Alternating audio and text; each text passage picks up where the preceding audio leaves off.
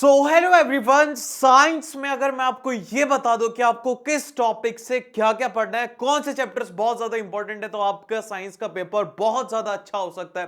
देखो, smart student वही होता है जो कि है ना कम पढ़ के ज्यादा नंबर लाए। अब कम पढ़ के आप ज्यादा नंबर जब ला सकते हो जब आपको बताओ कि भैया कौन से चैप्टर का कितना वेटेज रहता है, लास्ट ईयर में कैसा रहा था, ऑलमोस्ट पेपर वैसा ही बनता है। सो इसीलिए इस वीडियो को एंड तक जरूर से देखना। और उसी के साथ में अभी साइंस जब स्टडी कर रहे हो ना, टाइम बहुत कम है, तो सबसे पहला काम करना कि आप जो भी लाइव क्लासेस वगैरह ले रहे हो वो तो लेना ही लेना है आपको। फिर उसके बाद में आपको साथ में अपनी सेल्फ स्टडी भी करना है, क्योंकि अगर सेल्फ स्टडी नहीं करोगे तो मैथ्स के जैसा होगा, बिना प्रैक्टिस के आपसे एग्जाम में क्वेश्चन से सॉल्व नहीं होंगे। तो जैसे अगर आपने लाइव क्लास लिया है, फिर उसके बाद में आपको हर दिन के कम से कम भी सेल्फ स्टडी के अंदर आपको क्वेश्चन सॉल्विंग की प्रैक्टिस करनी है। क्वेश्चंस आपको देखने होंगे, प्रीवियस ईयर क्वेश्चंस देखने, जो टीचर्स आपको करवा रहे, जो नोट्स आप लिख रहे हैं ना, उनको सेल्फ स्टडी करना बहुत ज्यादा जरूरी है। फिर लास्ट में हर दिन आपको इंपॉर्टेंट डायग्राम्स और रिएक्शंस आपको अच्छे तरीके से याद होनी चाहिए, क्योंकि साइंस में डायरेक्टली इन्हीं के ऊपर ही बेस्ड क्वेश्चंस आएंगे।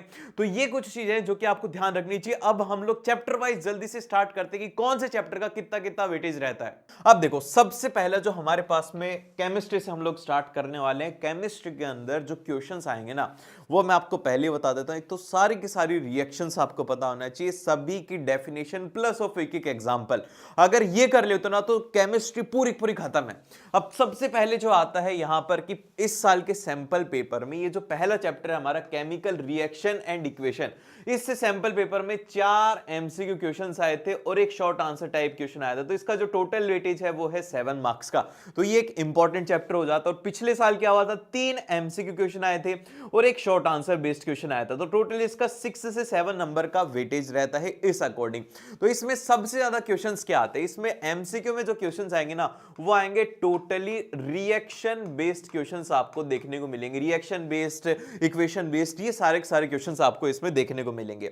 और अब इसमें क्या क्या पढ़ना है, देखो भाई, सबसे पहले तो आपको सारी की सारी टाइप्स ऑफ केमिकल रिएक्शन पता होना चाहिए, प्लस ऑफ आपको उनके एग्जाम्पल पता होना चाहिए। कि जैसे कि एक्सोथर्मिक रिएक्शन होती है तो एक्सोथर्मिक रिएक्शन का एक एग्जाम्पल होना चाहिए, और एक एंडोथर्मिक रिएक्शन होती है उसका एक एग्जाम्पल होना चाहिए। अब जैसे कि आप मुझे बताओ कि जब हम खाना बनाते हैं तो वो किस तरीके की रिएक्शन होती है, एक्सोथर्मिक होती है कि एंडोथर्मिक होती है। इस तरीके के छोटे छोटे एमसीक्यू क्वेश्चन आती है। आप मुझे कमेंट करके बताओ, एक्सोथर्मिक के लिए ए ऑप्शन है, एंडोथर्मिक के लिए बी ऑप्शन है। अगर ये भी नहीं बता पाए ना बेटा, सच बोल रहा हूं, तुम्हें पढ़ने की सख्त जरूरत है। और फिर इसके बाद में जो सेकंड टॉपिक इंपॉर्टेंट आता है वो आता है बैलेंसिंग ऑफ केमिकल इक्वेशंस की। इसको बैलेंस कैसे किया जाता है, ये एक इंपॉर्टेंट क्वेश्चन है।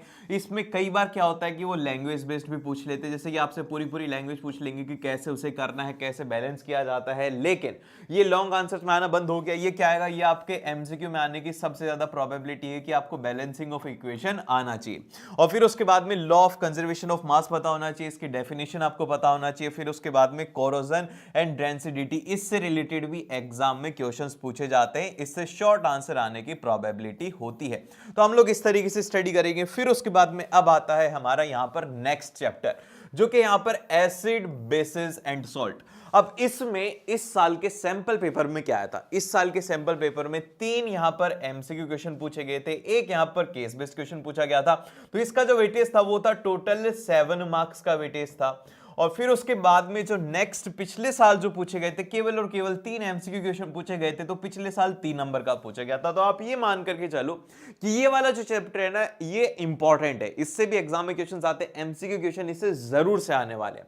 अब इसमें आपको क्या ध्यान रखना होगा, देखो, सबसे पहले तो मैं आपको बता देता हूं properties of acid, bases and salt. ये आपको पढ़ना है, लेकिन ये आपसे एग्जाम में इतनी आसानी से पूछा नहीं जाएगा, पहले बता देता हूं। आप ये सोच रहे हो ना कि ये पूछ लेंगे कि differentiate between acid, bases and salt, या फिर differentiate the properties of acid, bases and salt, ऐसा क्वेश्चन आएगा ही नहीं। तो इसकी उम्मीद छोड़ दो, इजी पेपर नहीं आने वाला, थोड़ा सा घुमा फिरा के पूछा जाएगा। तो ये पढ़ना है, लेकिन इससे क्वेश्चन नहीं आएगा। अब सबसे ज्यादा क्वेश्चन किससे पूछे जाते हैं, पीएच स्केल से क्वेश्चन पूछे जाते हैं। आपको पता होना चाहिए कि पीएच स्केल क्या होता है, एसिड के क्या होते हैं, बेसिस के क्या होते हैं, और इसकी क्या इंपॉर्टेंस होती है। ये दोनों के दोनों इसमें इंपॉर्टेंट पॉइंट है। फिर उसके बाद में यहां पर आते हैं preparation and uses of common salt. ये एक मोस्ट इंपॉर्टेंट क्वेश्चन है जो कि जरूर से आएगा। जैसे कि इसमें 4 तरीके के सॉल्ट है ना, तो आपको उनकी प्रिपरेशन पता होना चाहिए, उनका यूजेस पता होना चाहिए। जैसे कि कास्टिक सोडा हो गया, सोडियम हाइड्रोक्साइड हो गया, इनका कॉमन नेम हो गया, इनका केमिकल नेम हो गया, इनकी रिएक्शन हो गया, सभी से 4 चीजें आपको इसमें पता होना चाहिए, जब जाकर के आप इसमें ये क्वेश्चन 100% आएगा। क्योंकि हर साल इससे क्वेश्चन आता ही आता है। फिर उसके बाद में न्यूट्रलाइजेशन रिएक्शन आपको पढ़ना है, फिर उसके बाद में chemical properties of acid and bases, ये भी आप एक बार देख लेना, ये भी एक इंपॉर्टेंट होता है। कई बार केमिकल प्रॉपर्टीज में जैसे कि आपसे पूछ लिया जाएगा कि हाइड्रोजन के साथ में क्या रिएक्शन होती है, सीधी रिएक्शन पूछ ली जाएगी, तो इसमें रिएक्शन ज्यादा इसमें पूछी जाती है। और अब इसके बाद में आता है हमारा चैप्टर नंबर 3, जो कि बड़ा ही आसान चैप्टर है, जो कि है मेटल्स एंड नॉन मेटल्स। अब इससे इस साल कितने क्वेश्चन पूछे गए? तो सबसे ज्यादा इस साल के सैंपल पेपर में अगर किसी से क्वेश्चंस पूछे गए हैं तो वो है ये वाला चैप्टर। इसमें क्या हुआ, 2 एमसीक्यू क्वेश्चन पूछे गए और एक शॉर्ट आंसर टाइप 1 पूछा गया और एक शॉर्ट आंसर टाइप यहां पर 2 पूछा गया। तो टोटल इसका जो वेटेज है वो है यहां पर 7 मार्क्स का। 6 का नहीं, ये 7 का है, क्योंकि एक ये 2 मार्क का था और एक ये 3 मार्क का था। तो इस तरीके से इसका वेटेज कितना हो गया, वो हो गया यहां पर 7 मार्क्स का। और पिछले साल क्या हुआ था, पिछले साल इससे सबसे ज्यादा क्वेश्चन पूछे गए थे 2025 में। एक इससे एमसीक्यू क्वेश्चन आया था, फिर उसके बाद में एक शॉर्ट आंसर टाइप आया था और एक शॉर्ट आंसर टाइप सेकंड आया था और एक केस बेस्ड क्वेश्चन आया था। केमिस्ट्री का 50% से भी ज्यादा जो वेटेज था वो इस चैप्टर का था, क्योंकि ये अकेला ही 10 मार्क्स का था। तो इसीलिए इस चैप्टर को हम लोग मिस नहीं कर सकते हैं। इस साल भी इसका सबसे ज्यादा वेटेज रहने वाला है। तो इसलिए हमें इसमें क्या क्या पढ़ना होगा, एक तो पूरा चैप्टर पढ़ना है, लेकिन ये टॉपिक तो जरूर से पढ़ना है। सबसे पहले physical and chemical properties of metals and non metals, आपको ये पता होना चाहिए। जैसे कि सबसे पहले आपसे इसमें क्वेश्चन मैं पूछता हूं कि जो हाइड्रोजन गैस होती है, क्या हम लोग इससे डिफरेंशिएट कर पाएंगे मेटल्स में और नॉन मेटल्स में, और इसमें कौन सा टेस्ट हम लोग करेंगे जिससे कि हम लोग डिटेक्ट कर लेंगे कि मेटल ने हाइड्रोजन गैस रिलीज करी है और ये एक मेटल है, नॉन मेटल नहीं है। ऐसे क्वेश्चंस एग्जाम में आते हैं, तो आपको इनके टेस्ट वगैरह के बारे में बहुत ही ज्यादा अच्छे तरीके से पढ़ना होगा।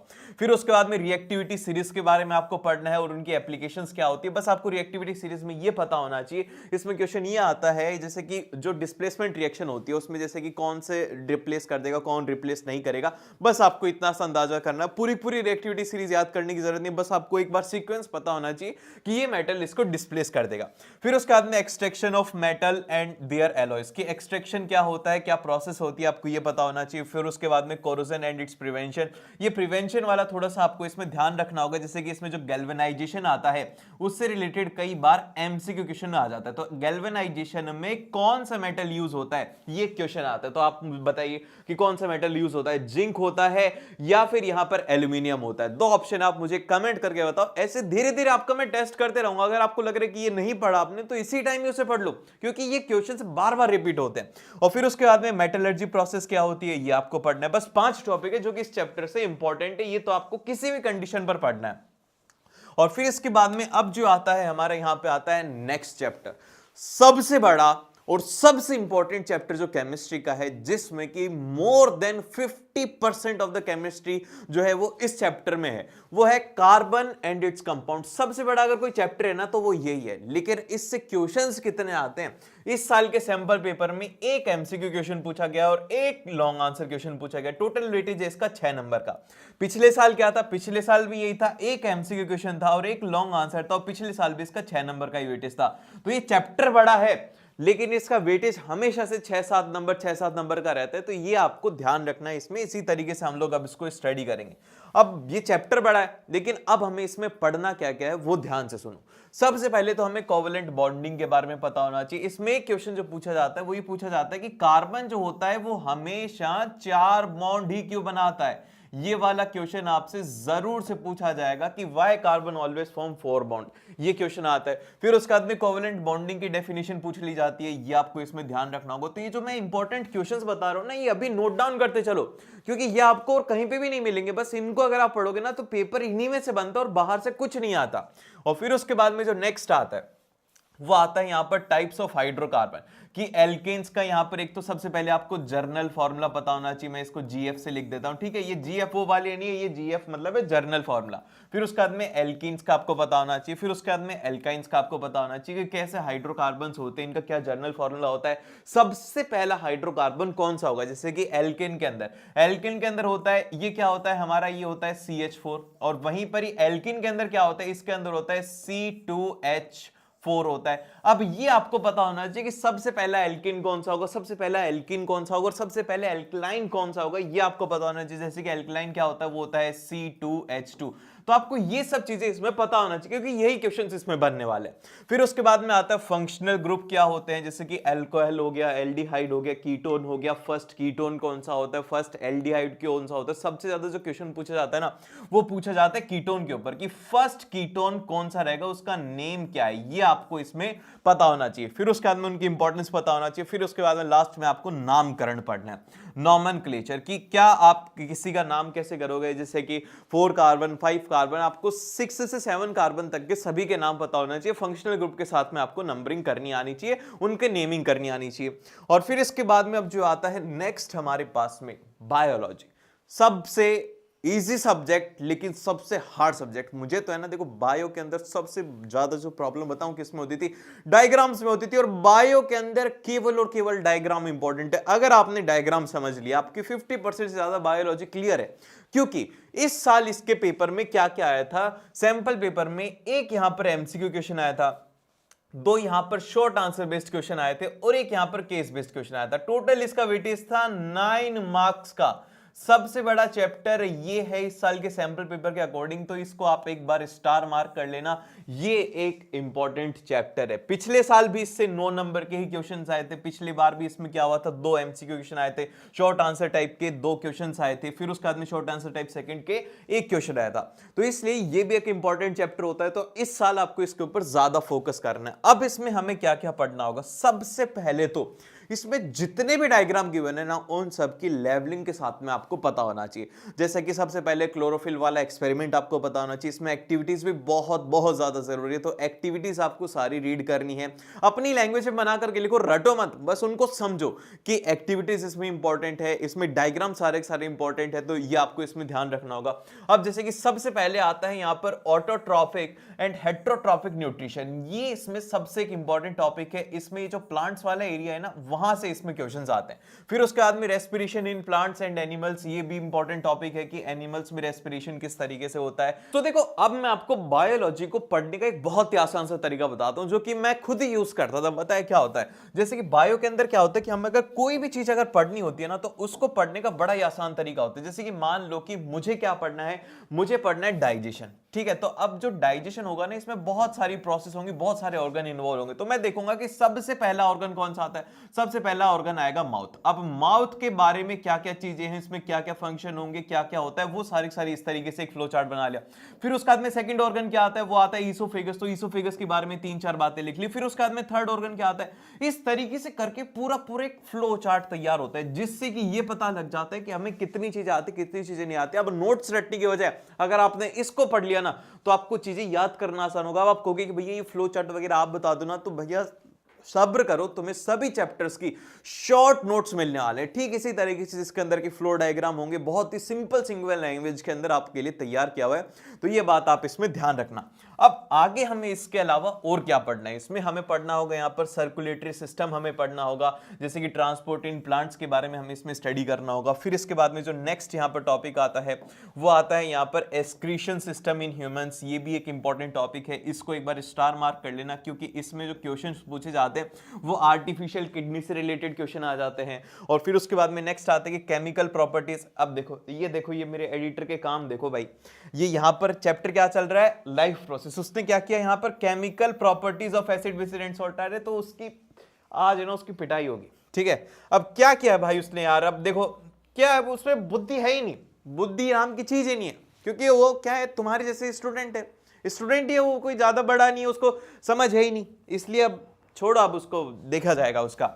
और फिर इसके बाद में अब जो आता है हमारा नेक्स्ट चैप्टर, देखो सबसे जो कॉम्प्लेक्स चैप्टर था ना, मेरे को भी अपनी क्लास 10th में सबसे कॉम्प्लेक्स जो लगता था कंट्रोल एंड कोऑर्डिनेशन है। बहुत छोटा, आएंगे क्वेश्चन इससे कम, लेकिन इसको समझना ही बड़ा ज्यादा मुश्किल है। इस साल के सैंपल पेपर में क्या क्या पूछे गए, बस 2 एमसीक्यू पूछे गए हैं इस बार, जिसका कि टोटल वेटेज है 2 मार्क्स का। और पिछले साल कितने पूछे गए थे, 1 एमसीक्यू क्वेश्चन पूछा गया था और 1 शॉर्ट आंसर पूछा गया था। अब मैं आपको यह भी बता दूंगा कि शॉर्ट आंसर किससे आ सकता है, एमसीक्यू किससे आ सकता है। चलो मैं बताता हूं इसमें पढ़ना क्या क्या है, ये आप ध्यान से देखना। सबसे पहले तो आपको नर्वस सिस्टम के बारे में, स्ट्रक्चर के बारे में पता होना चाहिए, उनकी फंक्शनिंग पता होना चाहिए कि इनमें क्या होता है, क्या फंक्शन होता है। और फिर इसके बाद में जो नेक्स्ट आता है रिफ्लेक्स एक्शन, ये एक इंपॉर्टेंट है। इसमें क्या होता है कि अगर शॉर्ट आंसर में आएगा ना तो बस इसके अंदर आपको इसका डायग्राम भी अगर आप बना देते हो ना तो आपको इसमें अच्छे मार्क्स मिल जाएंगे, 3 में से 3 नंबर मिल जाएंगे अगर आप रिफ्लेक्स एक्शन का डायग्राम सीख लेते हो। फिर उसके बाद में यहां पर हार्मोन एंड दियर रोल, इससे आएगा आपका एक एमसीक्यू क्वेश्चन, ये आप इसमें नोट डाउन कर लो कि भैया हार्मोन और उनके रोल क्या होता है, इससे एमसीक्यू क्वेश्चन 100% आएगा। और लास्ट में आता है एंडोक्राइन सिस्टम, इससे रेयरली क्वेश्चन पूछे जाते हैं लेकिन कभी आ गया तो आपको इसको भी स्टडी करना है क्योंकि ये भी एक इंपॉर्टेंट हो जाता है। और फिर इसके बाद में आते हैं अब हमारा अगला चैप्टर जो कि बहुत ही ज्यादा छोटा, आसान और सबसे ज्यादा इंटरेस्टिंग चैप्टर है, जिसका नाम है यहां पर हाउ डू ऑर्गेनिज्म रिप्रोड्यूस। अब इसमें कैसे क्वेश्चंस आए थे इस साल, एक यहां पर लॉन्ग आंसर टाइप क्वेश्चन आया था जिसका वेटेज था यहां पर 5 नंबर का, और पिछले साल इससे कैसे क्वेश्चन आए थे, एक एमसीक्यू क्वेश्चन आया था और एक लॉन्ग आंसर बेस्ड क्वेश्चन आया था। पिछले साल इसका 6 नंबर का वेटेज था, तो ऑन एन एवरेज 5 से 6 नंबर का इसका वेटेज रहता है। तो सबसे पहले सबसे बढ़िया जो चैप्टर है वो लाइफ प्रोसेस, फिर उसके बाद में है यहां पर हाउ डू ऑर्गेनिज्म रिप्रोड्यूस, इससे लॉन्ग आंसर पूछे जाएंगे। 2 चैप्टर से आपकी बायोलॉजी आधे से ज्यादा कवर हो जाएगी। अब इसमें आपको क्या क्या पढ़ना होगा, सबसे पहले तो आपको इसमें पढ़ना होगा ये सेक्सुअल रिप्रोडक्शन, आपको इसमें पूरा पूरा पढ़ना होगा। प्लांट्स के बारे में आपको पता होना चाहिए, जैसे कि फ्लोर का डायग्राम आपको पता होना चाहिए, ये सारी की सारी चीजें आपको इसमें स्टडी करनी होगी। फिर उसके बाद में अब देखो, अब गुस्सा नहीं आएगा तो क्या होगा, फिर से उसने इसमें क्या लिखा है, पीएच स्केल लिखा है। देखो भाई साहब, मैंने क्या है कि वो काम अच्छा करता था तो मैंने उसे रख लिया। अब वो इस तरीके की मिस्टेक क्या कर रहा है, इसने आज 2 बार कर दी है। एसएसटी वाले में भी किया था, एसएसटी वाला ब्लूप्रिंट अगर नहीं देखा तो वो एक बार जरूर से जाकर के देखना। देखो ये गलतियां करता है। फिर उसके बाद में नेक्स्ट आता है फर्टिलाइजेशन इन प्लांट, इसका यहां पर आपको पता होना चाहिए, इसका डायग्राम बहुत ज्यादा इंपॉर्टेंट है। Directly diagram based question MCQ में पूछा जा सकता है, ये आपको इसमें ध्यान रखना है। फिर उसके बाद में यहां पर जो रिप्रोडक्शन है ह्यूमन बींग्स के अंदर, जैसे कि मेल और फीमेल, ये आपको अच्छे से इनके डायग्राम ड्रॉ करके देखना है क्योंकि इनके डायग्राम बेस्ड क्वेश्चन जरूर से आते हैं। फिर उसके बाद में एसटीडीज हो गया, और फिर इसके साथ में एसटीडीज के अंदर क्या होता है, सारे आपको पता होना चाहिए कि क्या होता है, इसकी definition, basic definition based questions इसमें लॉन्ग आंसर में पूछे जा सकते हैं, तो ये आपको इसमें ध्यान रखना है। लेकिन इसमें रियरली चांसेस हैं कि इसमें जो क्वेश्चंस पूछे जाएंगे वो लॉन्ग आंसर में पूछे जाएंगे। अगर आएगा कभी शॉर्ट आंसर में आएगा, लेकिन इस बार तो चांसेस हैं कि लॉन्ग आंसर में और एमसीक्यू क्वेश्चंस में ज्यादा पूछे जाए।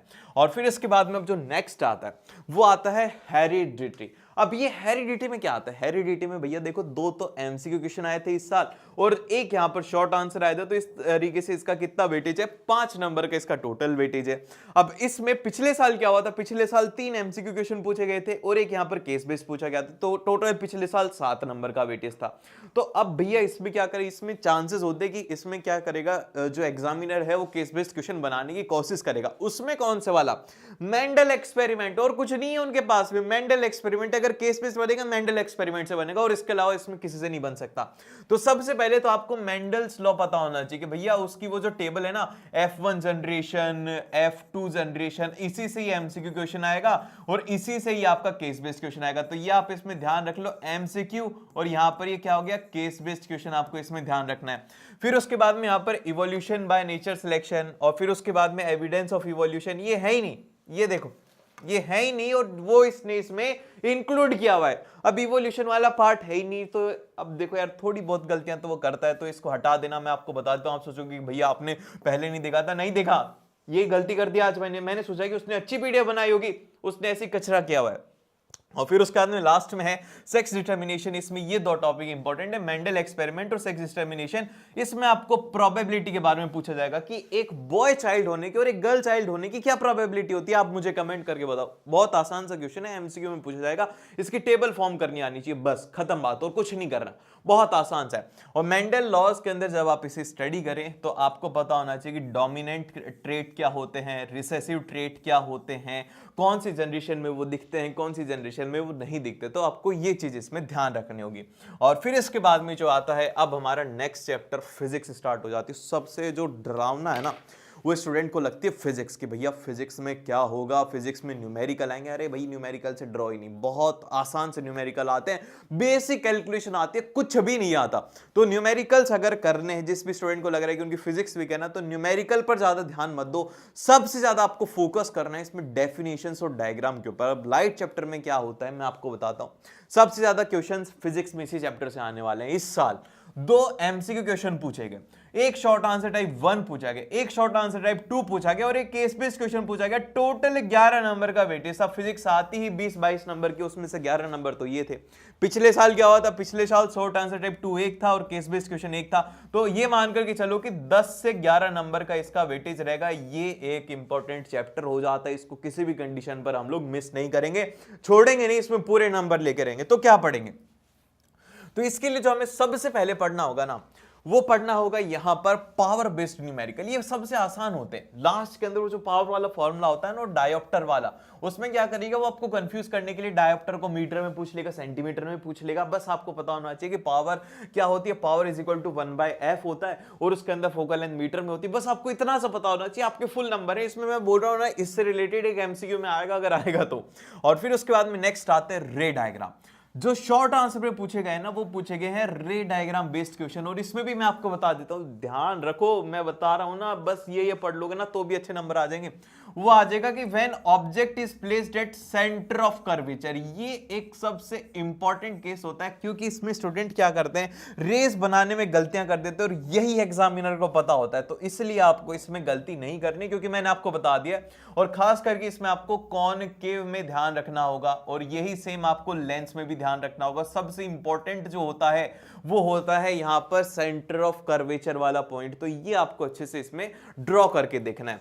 फिर उसके बाद में यहां पर लॉज ऑफ रिफ्लेक्शन हो गया। अगर आपकी किस्मत अच्छी हुई तो वो बोलेगा कि भैया लॉज ऑफ रिफ्लेक्शन या फिर रिफ्लेक्शन में से एक आ जाएगा, वो आपको लिख देना है, उसमें से 2 या 3 नंबर मिल जाएंगे। फिर उसके बाद में नेक्स्ट आता है image formation of mirror and lenses. अब इससे क्या होगा, इससे आएंगे आपके न्यूमेरिकल्स। ये आपको पता होना चाहिए, जैसे कि एक वो मिरर फॉर्मूला, एक लेंस फॉर्मूला, उसमें फोकल लेंथ किसकी पॉजिटिव रहती है, किसकी नेगेटिव रहती है, इमेज का साइन कैसा होता है, ये सब कुछ आपको उसमें रीड करना आना चाहिए। ये आएंगे यहाँ पर न्यूमेरिकल्स, जो कि शॉर्ट आंसर टाइप में 3 नंबर में पूछा जाएगा। तो ये आपको ध्यान रखना है कि 3 नंबर में अगर कोई भी क्वेश्चन आएगा तो वो इसी से ही आएगा। न्यूमेरिकल बेस्ड हमेशा 3 नंबर का आएगा। और लास्ट में है न्यूमेरिकल्स, आपको अच्छे तरीके से इसमें स्टडी करना है, ज्यादा टफ नहीं है। मैं आपको 20 मोस्ट एक्सेप्टेड, जो मोस्ट रिपीटेड क्वेश्चंस हैं, न्यूमेरिकल्स हैं, वो सब कुछ मैं आपको दे दूंगा। उसके लिए बस सब्सक्राइब जरूर रखना, ठीक है। अब आता है हमारा अगला चैप्टर, बहुत छोटा सा है, human I and colourful world. अब देखो ये क्या होता है, हमारी आंखें जो देखती है ना, वो ही है, बस आंखों से आप देखते हो, आपका ये चैप्टर खत्म हो गया, बहुत आसान है। अब देखो एक बात आप मुझे बताओ कि जैसे कि एक तो हम आंखों से देखते हैं और एक ये जो कैमरा देखता है, क्या ये दोनों सेम होता है? बस आप मुझे इतना सा जवाब दे दो कि जैसे कि अभी हमने ये आंखों से देखा और अभी मैं एक कैमरे से मैं आपकी फोटो ले रहा हूं कि भैया ये स्टूडेंट पढ़ाई कर रहा है, तो आप मुझे बताओ कि मेरी आंखें और मेरा कैमरा क्या सेम दिखेगा, हाँ या फिर ना? मुझे कमेंट करके बताना, ठीक है। तो अब इस साल क्या क्या पूछा गया था इसमें, ये ध्यान रखना। सबसे पहले तो इसमें इस साल के सैंपल पेपर में एक एमसीक्यू क्वेश्चन आया था। अब ये किससे आएगा ये भी मैं आपको बता दूंगा। एक शॉर्ट आंसर टाइप आया था।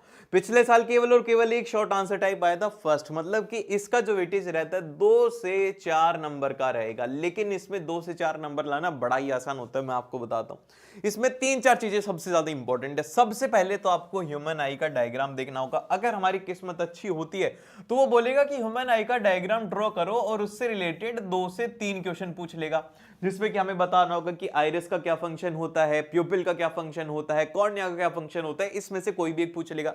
तो ह्यूमन आई के जितने भी पार्ट्स हैं उनका आपको पता होना चाहिए। फिर सेकंड जो क्वेश्चन पूछते हैं वो पूछते हैं डिफेक्ट्स में। ये पूछा जाता है एमसीक्यू में, जैसे कि मायोपिया क्या होता है, हाइपरमेट्रोपिया क्या होता है। इसमें वो पूछेगा एक छोटा सा न्यूमेरिकल, क्या एक छोटा सा न्यूमेरिकल पूछेगा कि एक जो पावर ऑफ अकोमोडेशन आपने देखा होगा कि 25 सेंटीमीटर होता है, उसको उससे दूर दिख रहा है, कम दिख रहा है, वो बोलेगा कि उसको उतना दूर दिख रहा है। पावर से रिलेटेड ही इसमें क्वेश्चन आएगा कि उसको कितने लेंस का कितने पावर का चश्मा लगाना चाहिए, ये क्वेश्चन इसमें पूछा जाता है। फिर उसके बाद में प्रिज्म डायग्राम आपको पता होना चाहिए, ये भी पूछा जाता है। इसमें खास करके पूछा जाता है डबल प्रिज्म वाला, ये आपको पता होना चाहिए। अब मैं एक सवाल बहुत ही धुआंधार आपसे पूछने वाला हूं कि जैसे कि एक प्रिज्म है ऐसे, फिर उसके बाद में दूसरा प्रिज्म है ऐसे, ठीक है। अब यहां से व्हाइट लाइट जा रही है, तो यहां से कौन सी लाइट निकलने वाली है। लेकिन अगर मैं यहां पर अगर फिर से एक प्रिज्म लगा दूंगा तो अब लाइट कौन सी आने वाली, ये आप मुझे कमेंट करके बताओ कि व्हाइट आएगी या फिर सारे के सारे जैसे कि आरजीबी लाइट आएगी या फिर यहां पर जैसे कि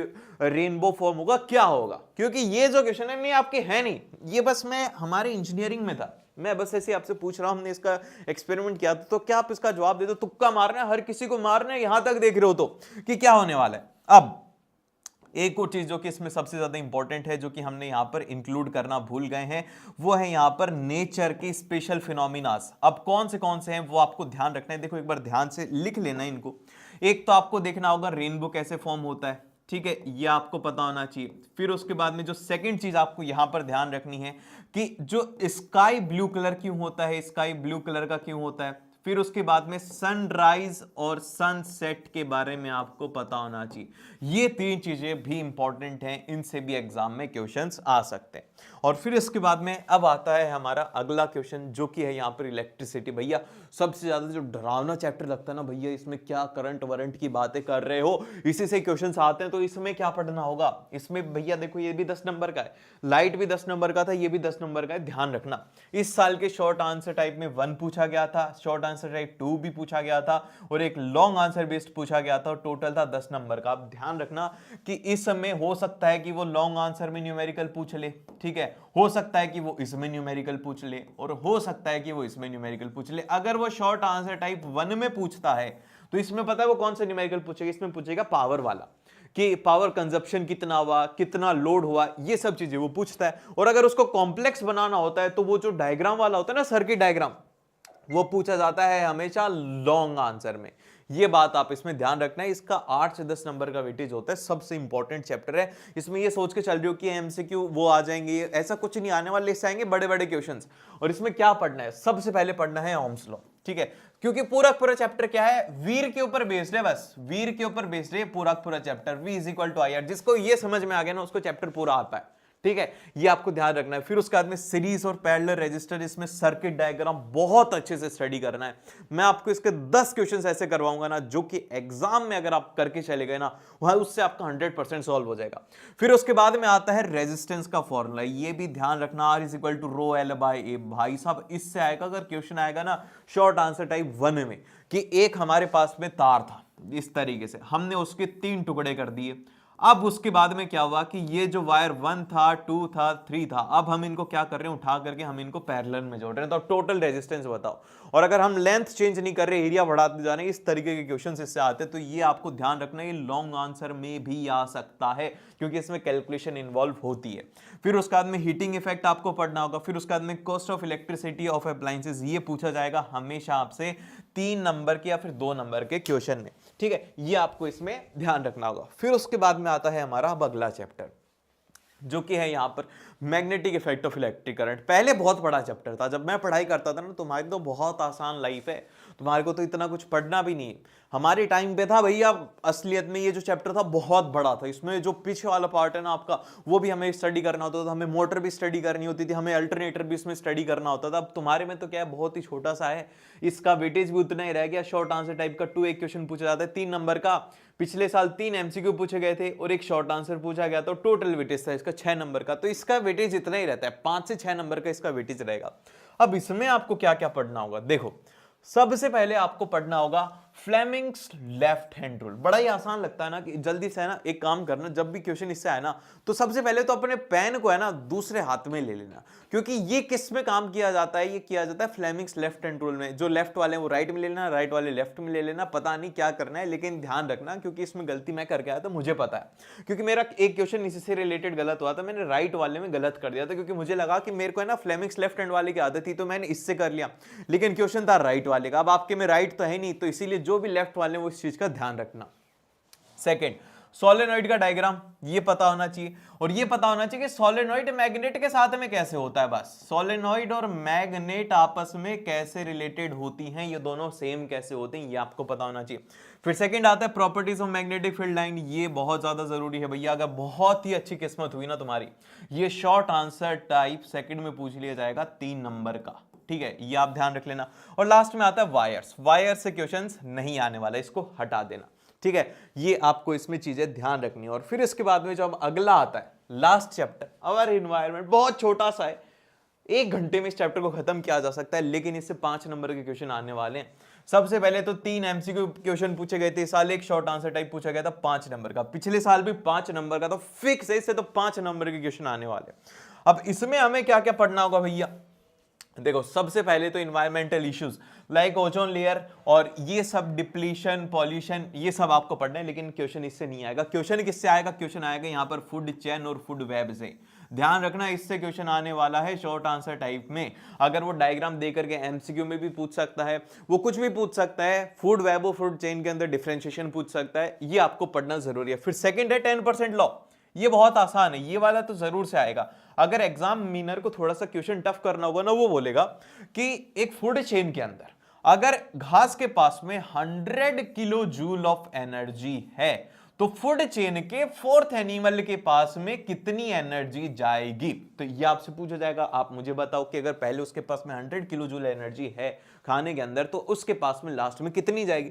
फिर लास्ट में आता है बायोमैग्निफिकेशन, ये भी आपको पढ़ना होगा, इससे रिलेटेड भी क्वेश्चन इसमें आता है। और फिर इसके बाद में अब आते हैं लास्ट के अंदर, इस वीडियो में आपको सबसे इंपॉर्टेंट चैप्टर बता देता हूं जो कि आपको पढ़ने चाहिए। साइंस में अगर अच्छा स्कोर करना है ना, मोर देन 50 से 60 मार्क्स आ जाएंगे अगर आप इन 5-7 चैप्टर को स्टडी करते हो। सबसे पहला light reflection and refraction 10 number का आने वाला है। फिर उसके बाद में जो सेकंड है लाइफ प्रोसेस, ये भी 10 से 11 नंबर का आने वाला है। और फिर उसके बाद में नेक्स्ट आता है मेटल एंड नॉन मेटल, ये भी 10 से 11 नंबर का है। तो अगर आप ये 3 चैप्टर भी अच्छे तरीके से स्टडी कर लेते हो, 25 से 30 मार्क्स के हर साल इनसे क्वेश्चन आते हैं, तो ये चैप्टर इंपॉर्टेंट होते हैं। फिर उसका आदमी इलेक्ट्रिसिटी भी मोस्ट इंपॉर्टेंट चैप्टर है। इसका भी जो वेटेज रहता है 9 से 10 नंबर का रहता है हर साल। और फिर लास्ट में आता है केमिकल रिएक्शन एंड इक्वेशन, इसका 7 से 8 नंबर का रहता है। तो ऑलमोस्ट आप अगर ये सब कर लेते हो ना, 50 से 60 मार्क्स गारंटीड है 80 में से। तो ये आपको जरूर से करना है। और ये वीडियो अगर आपने यहां तक देखा है तो द एंड जरूर से लिखिएगा। और मिलते हैं आपसे नेक्स्ट वीडियो में। All the best.